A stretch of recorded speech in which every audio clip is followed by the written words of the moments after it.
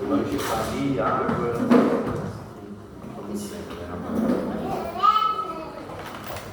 Vou tentar fazer a exposição em meia hora, depois para abrir um pouco para a gente conversar e também encaminhar alguns avisos importantes para a gente saber na hora.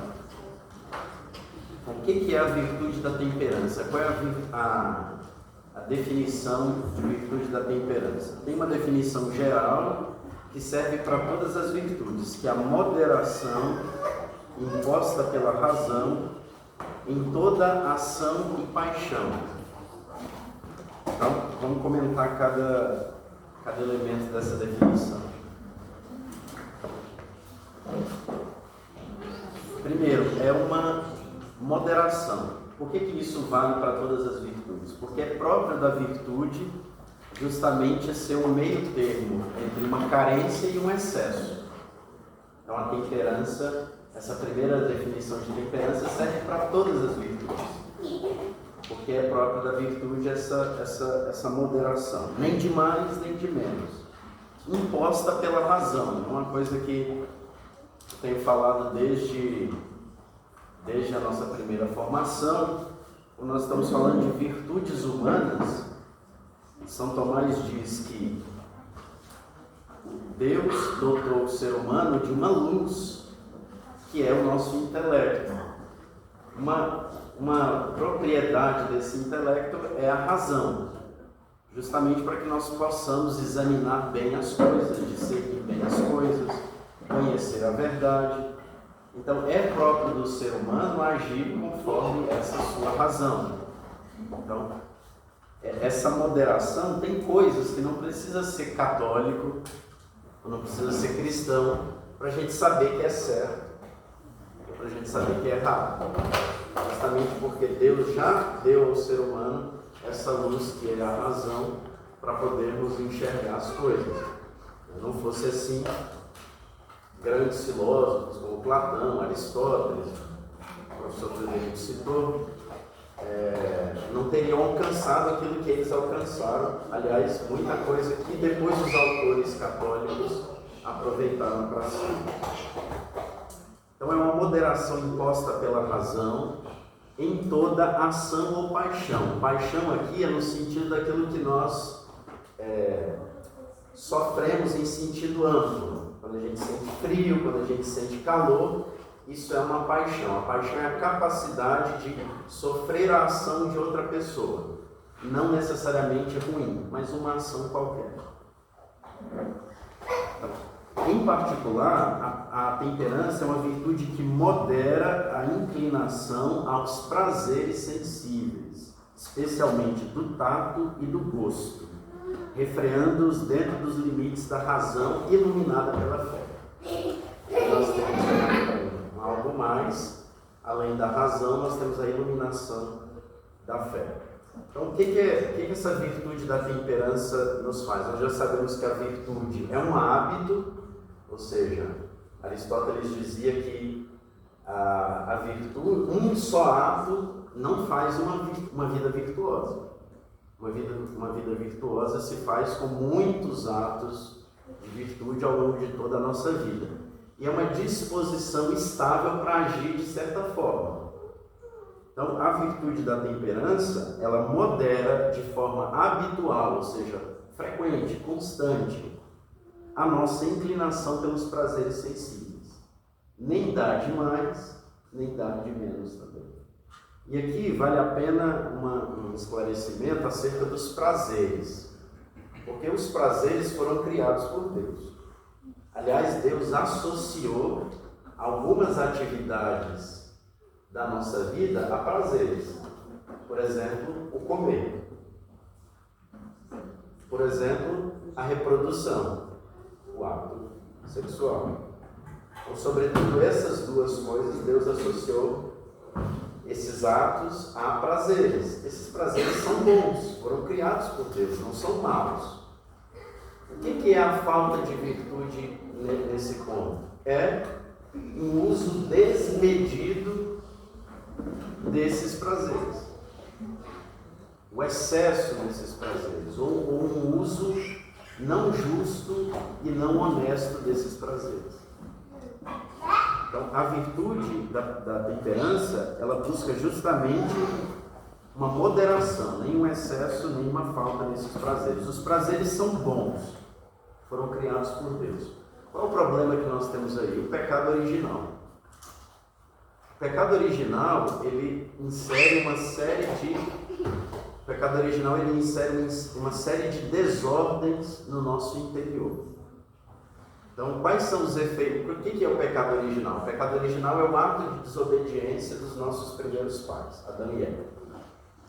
Quais são as causas do pecado original? Em primeiro lugar,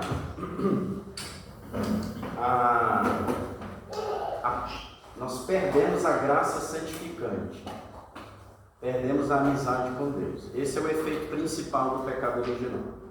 Mas depois, também no nosso interior, o pecado original causa certas desordens. Então, a inclinação que nós temos aos prazeres se torna desordenada.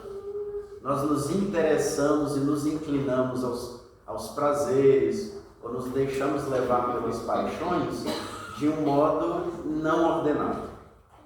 A coisa fica um pouco bagunçada no nosso interior. Nossa inteligência também fica com certa dificuldade para conhecer a verdade. E a nossa vontade fica um pouco enfraquecida. Então a gente faz lá bons propósitos, mas tem dificuldade para mantê-los, volta atrás. Isso são algumas consequências do pecado original no nosso interior. Obviamente, com essa desordem interior, nós vamos ter uma inclinação excessiva por causa do pecado original para esses prazeres. E justamente o uso desmedido desses prazeres é o vício. Então, o que visa essa virtude? Visa justamente moderar, refrear os nossos apetites. Modera todos os prazeres, mas principalmente os prazeres do tato e do gosto. Aí estão relacionados a essa virtude aos prazeres sexuais e aos prazeres da comida e da bebida. Por que São Tomás explica isso? Por que essa virtude se refere justamente a esses dois prazeres? Porque para São Tomás, o tato e o gosto, eles levam o ser humano ao máximo prazer. São os sentidos externos que levam ao máximo prazer. Eu acrescentaria hoje, já que na época de São Tomás que nós não tínhamos a internet, o celular e o computador, a vista. Ele fala disso em outras partes das suas obras, sobre a vista, mas de fato hoje nós temos também um prazer, até estudos que comprovam isso, do uso desmedido da vista como verdadeiramente um vício. Então, a temperança, a gente pode dizer que procura moderar o uso dos prazeres relacionados ao tato, ao gosto e também à vista, mas a todos os sentidos em geral.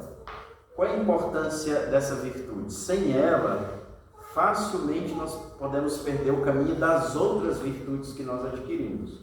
Nós falamos um pouco da virtude da ordem, nós falamos também um pouco da virtude da prudência.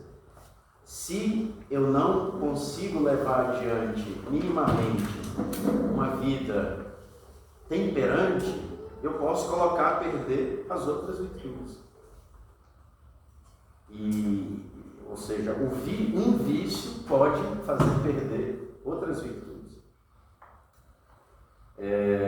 Justamente porque nós tratamos aqui de tendências fortes do ser humano, que muitas vezes dominam o ser humano se não forem enquadradas dentro da vida virtuosa, que é a inclinação natural para o sexo e para a comida e para a bebida.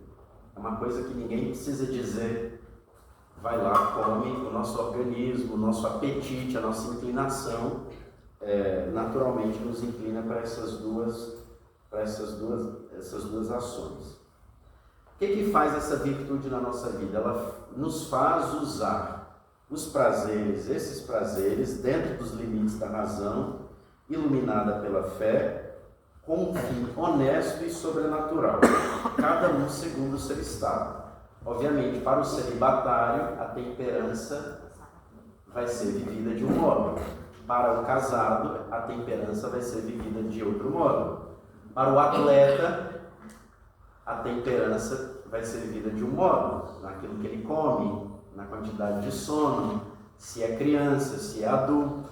Então, obviamente, o estado de vida, a condição de vida também faz com que essa virtude seja aplicada e vivida de um modo diferente.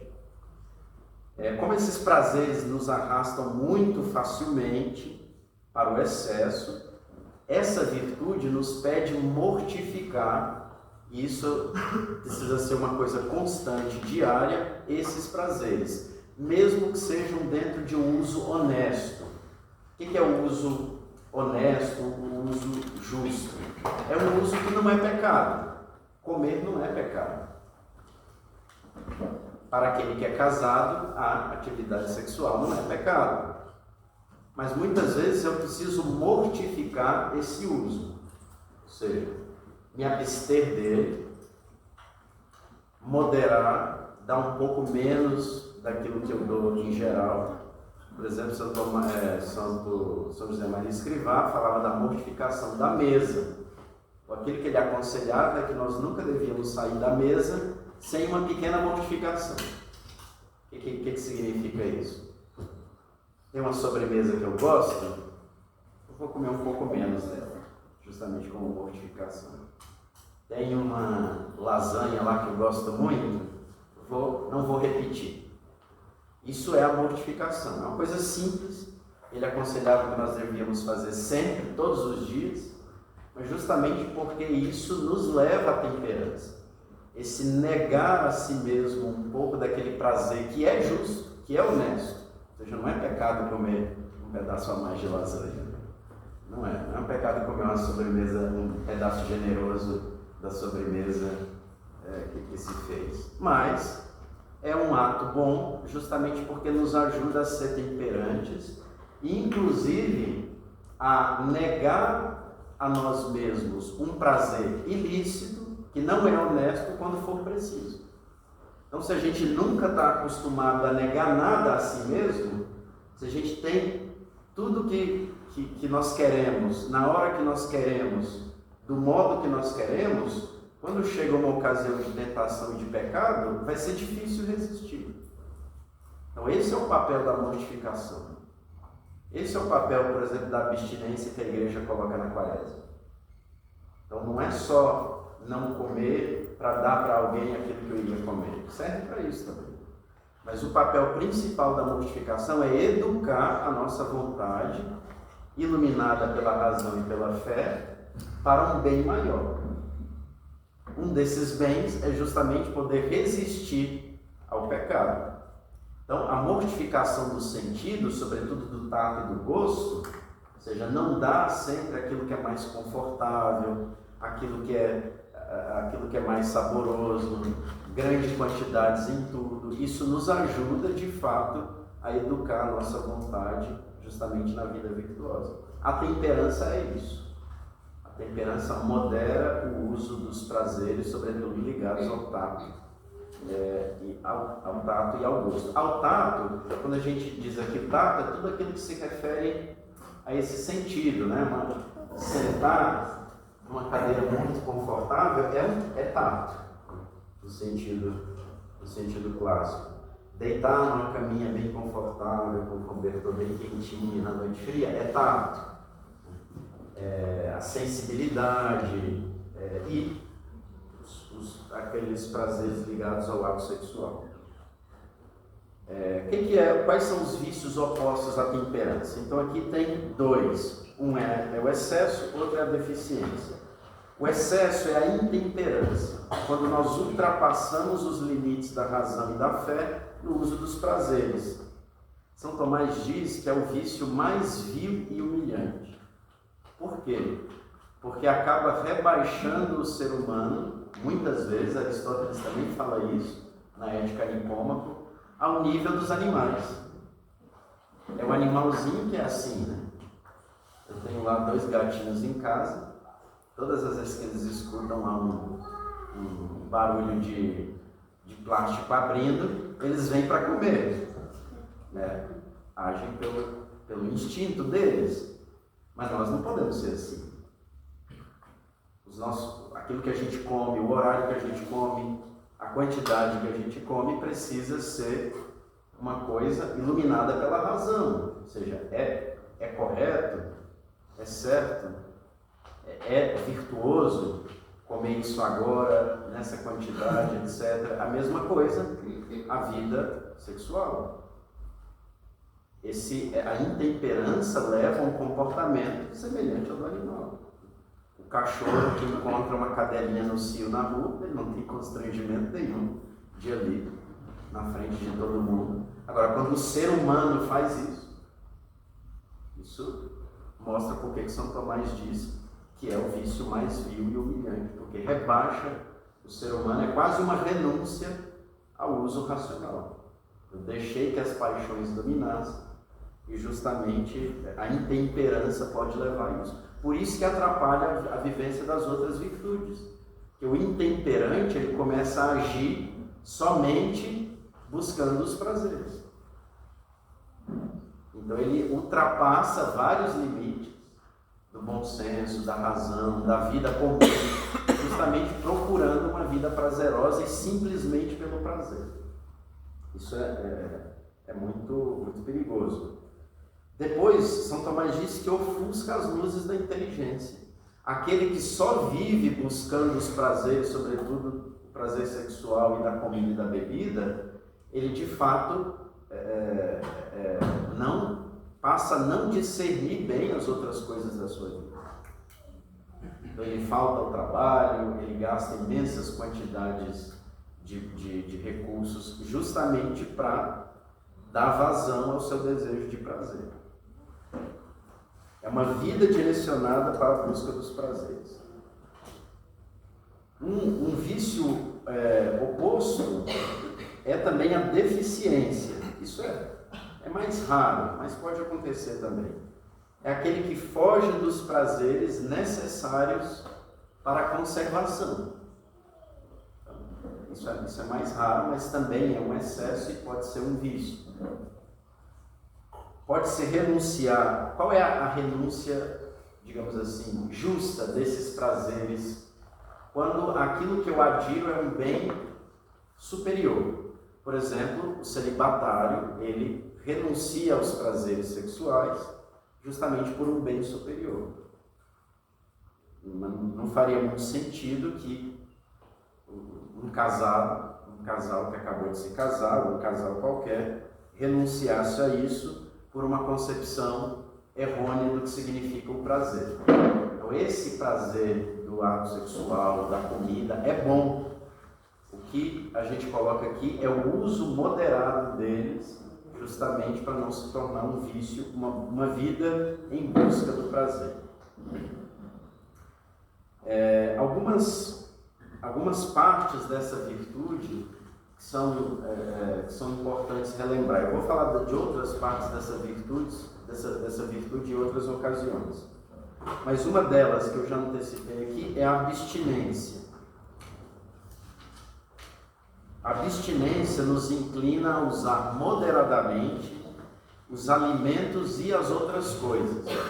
Eu dei o exemplo de São José Maria Escrivá, que dizia que a gente sempre tem que fazer uma pequena mortificação à mesa, então se abster de alguma coisa. Ele falava demorar um pouco, alguns minutos para beber uma água quando eu estou com sede, alguma coisa nesse sentido. Então eu me abstenho livremente de alguma coisa que eu posso fazer, de um prazer que é lícito, que eu posso ter justamente para cultivar a virtude da temperança. Então a abstinência me ajuda. Usar os alimentos na medida e no grau exigido à saúde do corpo e do progresso espiritual. Isso é muito importante também na educação das crianças. Por quê? Porque a criança vai adquirindo o pleno conhecimento, vai crescendo no uso da razão para discernir as coisas. Então, em grande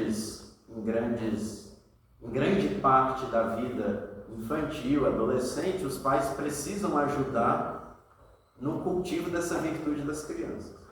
Por exemplo, se a gente vai Tem ocasiões que a gente vai fazer comemorações, vai fazer festa. Não é ocasião para intemperança, nem nossa, nem das nossas crianças. É preciso ir ensinando. É muito importante marcar as ocasiões festivas na nossa vida. Aqui no colégio a gente leva muito isso em conta e, aliás, marca essas datas importantes pelo calendário litúrgico. É muito importante. Lá em casa, por exemplo, nunca tenho sobremesa, menos no domingo e nas solenidades. Eu mesmo faço para mim. E às vezes até vinho. Mas comemorar alguma coisa com a comida melhor, alguma festividade, não pode ser ocasião para intemperança. Posso comer um pouco a mais, eu posso comer algo mais gostoso, mas sempre dentro dos limites da razão e da razão iluminada pela fé. Isso é muito importante. Eu gosto muito de assistir séries, mas não posso passar o dia inteiro assistindo série. É um uso imoderado. Eu gosto de dormir, eu não posso dormir até meio-dia. Preciso de um horário para acordar. O uso desmedido do sono, da vista, da internet, do celular, da comida. Eu digo isso porque às vezes nós procuramos justificar racionalmente alguns atos ruins. Então, hoje é dia da Imaculada, então eu vou comer uma torta inteira de chocolate. Não. Isso é um ato de intemperança. Óbvio que um ato só não faz uma vida de vício, mas nós devemos cuidar também, porque esses atos se multiplicam, né? A gente acaba procurando festas litúrgicas toda semana para comer uma torta inteira. Isso aí a gente vai, uma hora ou outra, ser levado à intemperança. É preciso, inclusive, educar as crianças nesse sentido. As crianças adoram brincar, mas também o uso dos prazeres precisa ser moderado. Nem de mais, nem de menos também. Então a vida também sem nenhum prazer se tornaria extremamente amarga e dificilmente nós levaríamos adiante sem esses momentos que são necessários também na nossa vida. Uma boa refeição, uma sobremesa. A sobremesa eu diria que é necessária, uma ou duas vezes por semana. Uma boa noite de sono. Mas aqui a gente sempre está falando de um uso moderado. E justamente essa é a noção, essa é a natureza de virtude, o uso moderado. Obviamente isso muda de pessoa para pessoa. Por exemplo, a criança precisa comer mais mesmo. Ela está crescendo, está em fase de crescimento. O atleta precisa comer mais. A quantidade de sono que a gente precisa dormir, isso é muito importante. Então, isso se adapta a cada um, não tem uma fórmula geral para dizer qual é o máximo de sono que eu tenho que dormir para não ser intemperante. Depende da vida que você leva, né? Depende do que o seu organismo exige. Mas o que cada um precisa discernir diante de si é qual é o limite, a medida da moderada, no meu caso, na minha vida, de acordo com o meu estado de vida, com a minha condição, com a minha vocação, com a atividade que eu faço. E aí nós vamos alcançar a virtude. O vício oposto também é a gula, a embriaguez, como eu disse. E para combater esse vício, nós temos,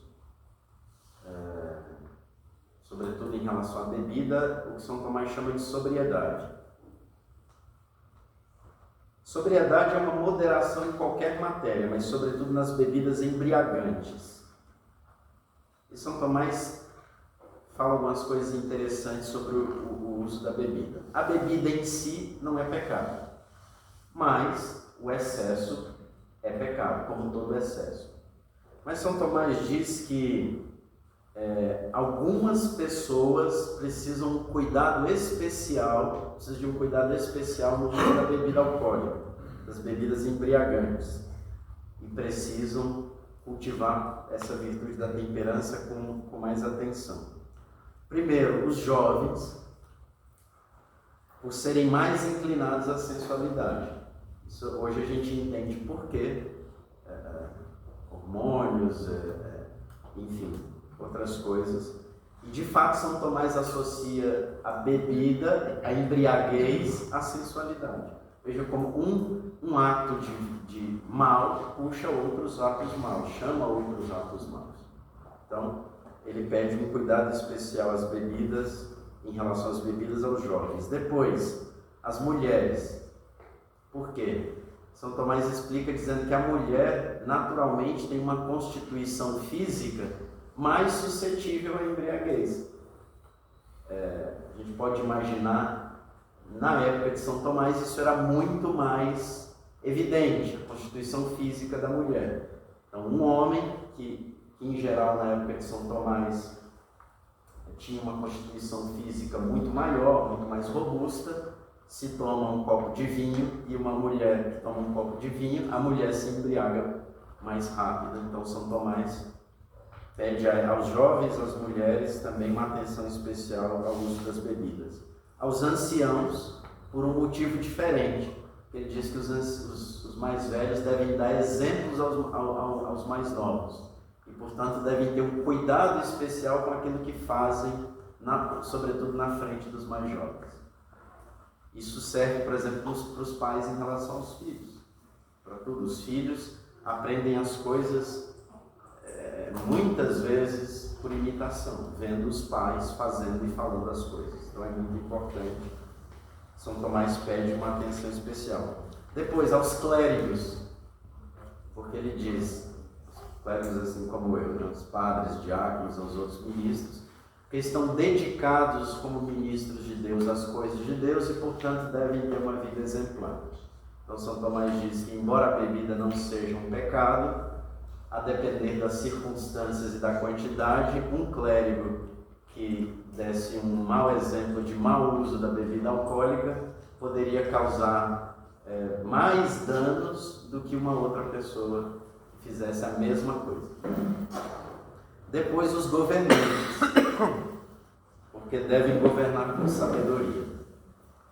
Então, essas são as pessoas que São Tomás pede uma atenção especial. Se a gente levar em conta que os pais são os governantes das suas casas, né? Então aqui praticamente serve como um conselho geral para cada um de nós.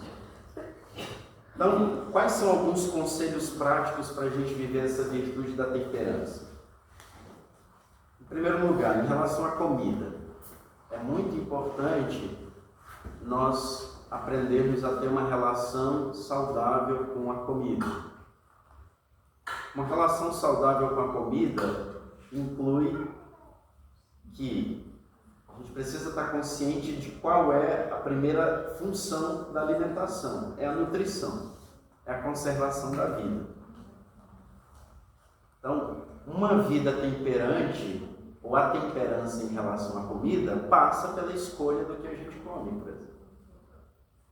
De muitas vezes comer aquilo que não se gosta, como um ato de temperança, como a vivência da temperança. Aliás, era uma coisa que São José Maria Escrivá falava também. Ele colocava dentro dessa virtude não só não comer em excesso, ou não comer aquilo que eu gosto alguma vez, mas inclusive comer aquilo que eu não gosto. Uma vez eu explicava, não sei se eu já disse esse fato aqui, mas uma vez eu explicava para um grupo aí, justamente isso, que a gente podia fazer uma pequena mortificação, não só comendo aquilo que nós, não só não comendo aquilo que nós gostamos, mas também não comendo aquilo que se gosta. Então, no seminário, a gente ganhou não sei quantas caixas, aquelas caixas de supermercado, acho que foram 4 ou 6, era alguma coisa assim, de agrião. Agrião não é uma coisa que a pessoa diga, nossa, como eu gosto de agrião. Nós ganhamos lá. Então, primeiro dia, segundo dia, almoço, jantar, terceiro dia, quarto dia, de comer. E eu tinha falado sobre isso numa conferência na outra semana, que a gente podia comer à mesa alguma coisa que nós não gostássemos. E tinha as travessas lá, a gente se servia e passava adiante. No quinto dia, eu passei a travessa de agrião adiante. Assim, então, um seminarista muito atento, ao meu lado, assim, o senhor gosta de agrião? Eu respondi ingenuamente, não gosto muito. Ele falou, então come. Pedi a travessa de volta. Tinha razão. Então, isso é também temperança, isso é um tipo de mortificação que a gente pode fazer e é uma coisa que a gente precisa ensinar para as crianças. Que a gente não come só aquilo que a gente gosta, porque senão as crianças só vão comer bolinho e chocolate. Então faz parte da educação para a temperança também uma nutrição de acordo com as necessidades do nosso corpo. Você vê que a minha mãe tentou me ensinar isso quando eu era criança, mas no seminário tive que ser ensinada pelos seminaristas que eu estava formando. Eu me lembro de uma frase que a minha mãe me disse uma vez. Minha mãe fazia o meu prato até não sei que idade, né? E ela colocava sempre muito beterraba, cenoura, verduras diversas, né? De fato eu aprendi a tomar gosto de comer tudo isso desde criança. E me lembro claramente de uma vez que, não sei porquê, eu disse, mãe, não quero, era beterraba, não quero. E a minha mãe respondeu, então come sem querer. E eu comi. E eu agradeço a minha mãe por ter me ensinado a comer sem querer, porque nós não podemos fazer só aquilo que a gente quer na vida. A criança não tem discernimento sobre o que é melhor nutricionalmente para ela. Então precisa do auxílio dos pais. E é assim que ela vai aprendendo também a temperança. Às vezes ela quer comer demais ou quer comer de menos. Então os pais têm essa função. Nesse ponto é muito importante o exemplo dos pais também. Alguns pais vão ter que fazer aí uma reeducação da nutrição do cardápio em casa, nem que seja por amor aos filhos. Porque o filho que vê o pai comendo agrião, vai comer agrião, né? Então, na comida, comer o suficiente, nem de mais, nem de menos. É claro que aqui a gente pode fazer o jejum e a abstinência como um ato espiritual, mas a gente não faz jejum de 24 horas, ou enfim. O jejum também ele é moderado pela lei da igreja, a abstinência também é moderada pela lei da igreja, e é muito importante que a gente faça isso de acordo com aquilo que é razoável e aquilo que a igreja ensina. Mas é muito importante também o exemplo dos pais nesse sentido, para a criança ver e aprender na prática, no convívio familiar, o que significa ser temperante. Então eu tenho ali um ovo de Páscoa inteiro, não significa que eu possa comer um ovo de Páscoa inteiro, porque é Páscoa. Seria intemperante. Então os pais podem ensinar os filhos desde criança a isso. Alguma abstinência sempre. Aquilo da mesa, né? Alguma coisa pouca. Eu me lembro de um fato curioso, eu gosto de contar esses fatos concretos, porque a gente aprende essas coisas de forma muito prática com as pessoas que convivem conosco. Eu era coroinha desde os 8 anos, lá na comunidade de Santa Rita de Cássia, aqui da Catedral. Na época o Padre Eugênio era pároco aqui na Catedral, nos conheceram, e Dom Agostinho moravam os dois aqui na Cúria. E eu, como coroinha, vinha aos domingos para cá para ir a todas as missas com ele. E almoçava aqui. E foi uma coisa que marcou a minha vida, porque tinha uma irmã que cozinhava aí, que muitos domingos fazia uma sobremesa que Dom Agostinho gostava. Que era uma espécie de sorvete, parece pudim, não sei como é que se chama isso. Você que ia para a mesa como um sorvete, mas partia assim como pudim, uma coisa deliciosa. E eu sabia que aquela era a sobremesa preferida do bispo, porque a irmã tinha me dito, hoje tem a sobremesa que Dom Agostinho gosta. Era o dia que ele pegava um pedaço menor. A sobremesa que ele comia menos era a que ele mais gostava. Então, eu associei essas duas coisas, porque a irmã tinha me falado e ela ficava assim até um pouco perplexa, né? O senhor não gostou da sobremesa? Ele, não, está ótimo, está muito boa. Era um homem extremamente mortificado. Então, um exemplo muito concreto que eu tive quando criança, de alguém que convivia comigo, do significado da temperança numa coisa pequena. Então, fazer sempre alguma abstinência. E ensinando as crianças também. Claro que a partir de certa idade, por exemplo, a igreja não exige das crianças o jejum e a abstinência. Mas alguma abstinência, à medida que elas vão crescendo, a gente pode ensiná-las para que elas façam também. Justamente para ir moderando e ensinando o significado da temperança. Não todos os dias, não sempre, mas aos pouquinhos ensinando as crianças o caminho da virtude da temperança. Ninguém nasce virtuoso, ninguém nasce vicioso também. A virtude e os vícios nós vamos adquirindo ao longo da vida. Então as crianças precisam ser educadas na virtude. Aliás, todos nós. Depois, um outro exemplo que eu dei aqui, comer também um pouco daquilo que não se gosta, como agrião. Depois, o uso racional, e aqui eu não estou dizendo nem de coisa que é pecado, né? Mas o uso racional da vista, da internet, da televisão, dos jogos e de outras atividades, qualquer atividade. Eu posso gostar muito de fazer uma coisa que me dá muito prazer e é uma coisa que não é pecado, mas eu tenho que avaliar se eu não estou fazendo uso imoderado de uma determinada atividade. Pode ser um lazer, pode ser uma diversão. Eu dei o exemplo aqui das séries. É impressionante como tem adolescentes jovens que passam o dia inteiro, ou a noite inteira vendo séries ou em jogos online. O dia, se for o dia, ainda é menos mal, né? Às vezes é a noite, então troca o dia pela noite. E isso realmente é muito sério, muito grave. O uso do celular. Eu tenho perguntado a muitos adolescentes lá da minha paróquia se eles têm celular. Quase a maioria já tem.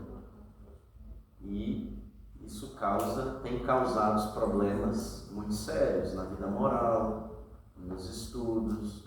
Ou seja, tem inserido uma desordem muito precoce na vida das crianças. E a gente só vai saber o desastre, o alcance desse desastre daqui a 10, 15 anos para essas crianças. Mas os adultos também precisam ter cuidado, por exemplo, no uso do celular, da internet. Quanto tempo se passa nas redes sociais? Quanto tempo se passa na TV? Quanto tempo da sua vida você passa jogando futebol como lazer? Então é preciso um uso moderado, um uso racional da internet. Se te leva ao pecado, ainda mais atenção. Aqui eu estou pressupondo que são coisas que não levam ao pecado. Eu simplesmente passo ali horas e horas jogando na internet. Ou que eu passo horas e horas vendo séries uma atrás da outra, um capítulo atrás da outra. Tem até o recurso lá, não sei se todas as plataformas têm isso, mas um dia desses eu vi que acaba um episódio da série e já começa outro, né? É uma coisa sem fim, você pode ficar ali o dia inteiro realmente assistindo a série. E isso é um uso imoderado daquilo que poderia ser um momento de lazer, de diversão, que em geral leva à intemperança, a um uso desgovernado dos prazeres da sensibilidade. Então é isso. Alguma pergunta? Comentário? Eu tenho uma sobre isso do celular. Eu trabalho no celular. Sim. Tudo no celular. E os meus momentos de lazer, eu gosto de ficar também um pouco no celular. Sim. Como que eu faço esse equilíbrio? Encontrar momentos de lazer fora do celular. Se o seu trabalho é com o celular, precisa fazer atividades ao ar livre, precisa fazer esportes, precisa fazer atividades manuais. Essa é a minha recomendação. Para mim é muito claro. Mesma coisa, quem trabalha muito com trabalho intelectual, é professor, trabalha com livros em lugares fechados, precisa também ter momentos de atividades fora do espaço fechado. O próprio São Tomás recomenda isso. Na Suma Teológica, não sei se ele fazia muitas atividades, mas ele recomendou uma vez, justamente um passeio, alguma atividade nesse sentido. E, claro, não significa que não se pode usar o celular para o lazer, mas talvez colocar um tempo muito menor do que você tem usado ou pode usar para se divertir, justamente complementando com outras coisas fora dele. Aliás, é uma recomendação médica, né? Eu levei a Giovanni ontem para fazer o exame oftalmológico e o médico virou e falou assim, ele fica em celular? Aí perguntou até para ele, né? Ele falou assim, não. Aí ele falou, você está assistindo televisão, né? Porque já deu um grau, não comprometedor, mas ele falou assim, aqui eu já consegui ver uma questão de astigmatismo nele. E ele falou que isso é causado pela falta de piscar. Ele falou assim, então ele está assistindo televisão, porque isso dá pela falta de piscar, então assim, até mesmo pela saúde, né? Essa quantidade de tela ou telefone. Principalmente se o seu trabalho já é com celular. Essa questão dos jovens, padre, desculpa. Um tempo desse atrás, a gente levou quase 100 jovens lá na fazenda, lá de Chamagalimpa, a gente subiu, fazia a Via Sacra, subiu aquele morro lá. E jovens mais ou menos de 14 a 23 anos, nessa faixa. A hora que a gente chegou no topo do morro, rapaz, 70% dos jovens chegaram arrastando. Então aí a gente foi querer entender, né? Algumas perguntas, abrimos espaço para eles falarem e é assustador. Foi assustador para mim ouvir o relato deles, porque aí quando um foi falando, os outros se sentiram mais livres e começaram a falar. E a gente ainda estava naquele momento, ia iniciar a oração e tal, e é assustador. Realmente eu saí de lá pedindo a misericórdia de Deus. Por quê? Porque além da gente ver o cansaço físico deles, jovens de 14 a 23 anos, não poderia estar daquele jeito.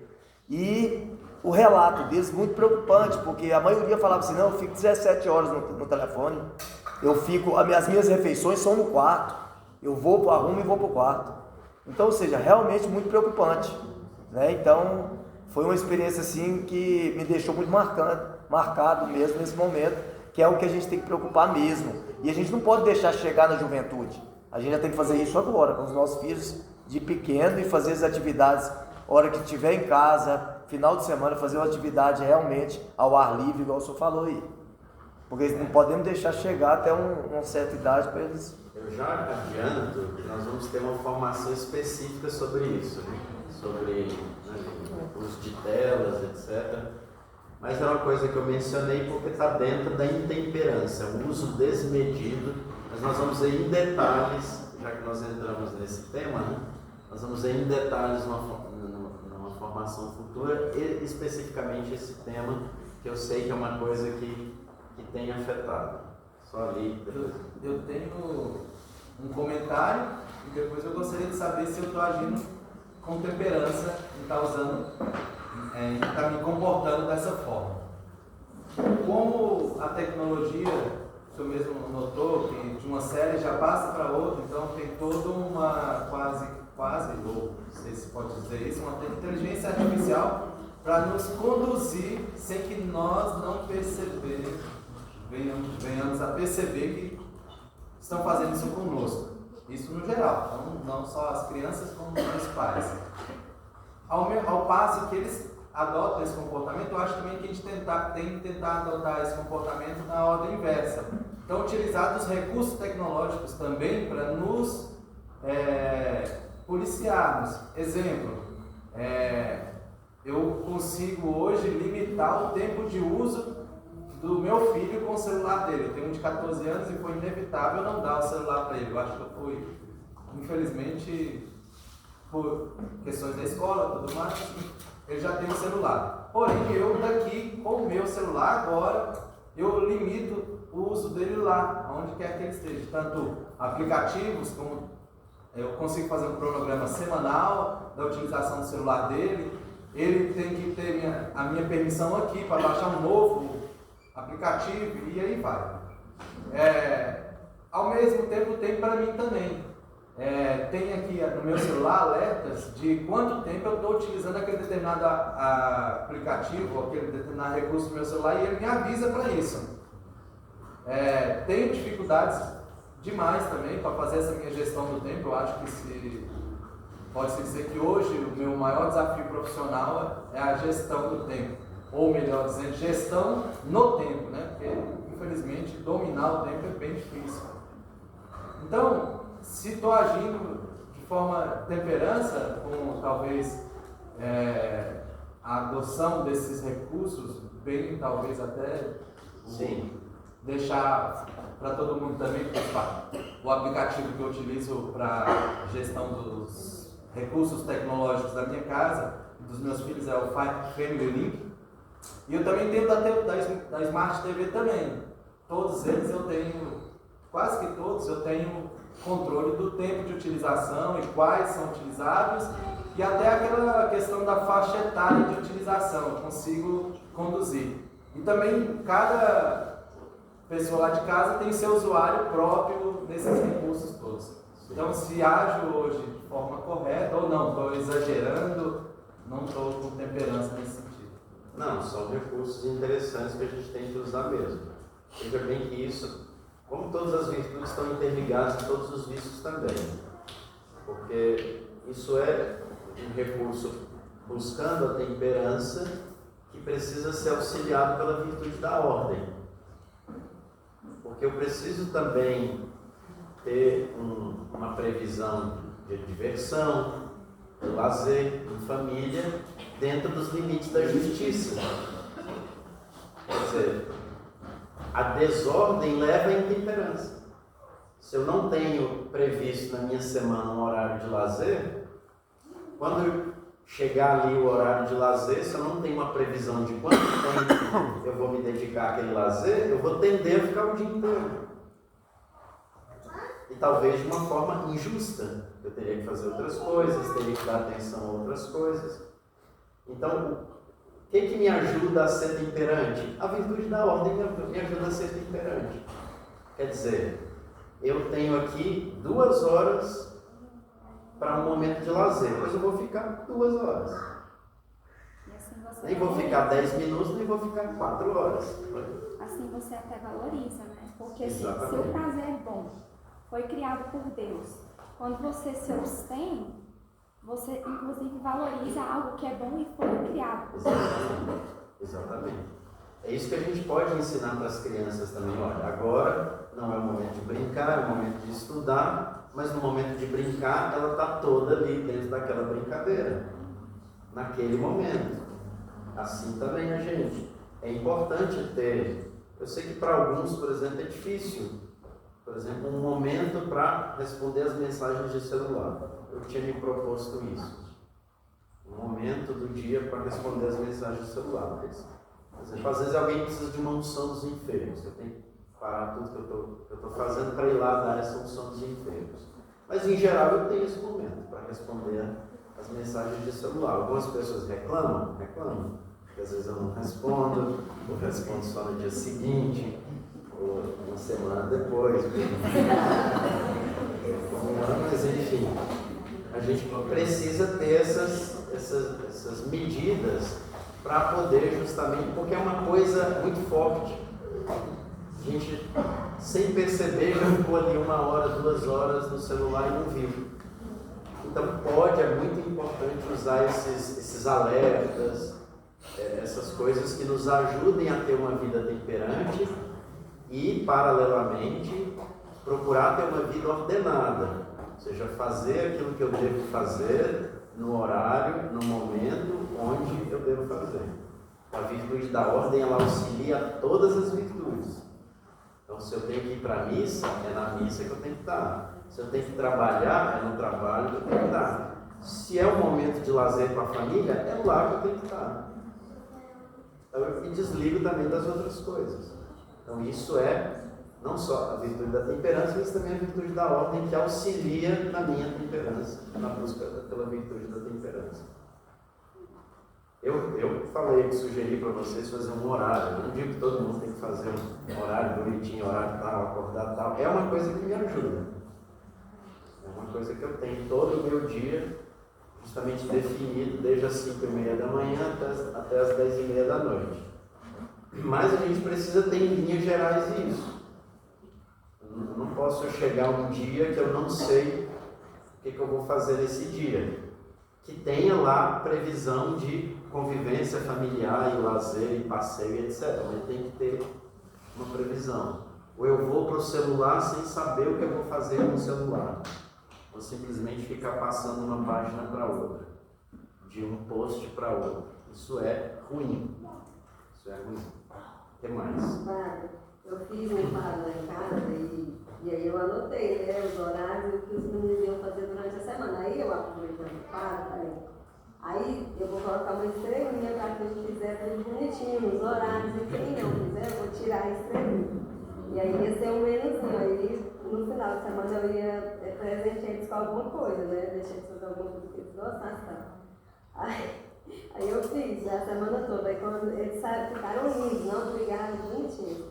Aí quando chegou no domingo que eu dei o presente, os dois começaram Só funcionou então até a premiação. Não, você pode premiar o que fez mais, porque fez mais, e o que fez menos, porque fez. Mas fez alguma funcionou, coisa. só achei interessante que quando acabou, assim, chegou no domingo eles começaram a brigar, pois é, agora vai começar tudo de novo essa coisa. Não, pode premiar o que fez menos, justamente para ele seja estimulado para fazer mais da próxima vez. Os meninos estão brigando muito, pai. Eu não sei se aqui todo mundo passa por esse ponto, eu acho que isso está demais. Competindo muito. Não sei. Vai ser assim mesmo. Bem interessante, eu fico pensando, meu Deus do céu. O que mais? É isso? Então, vou dar alguns avisos aqui para nós acabarmos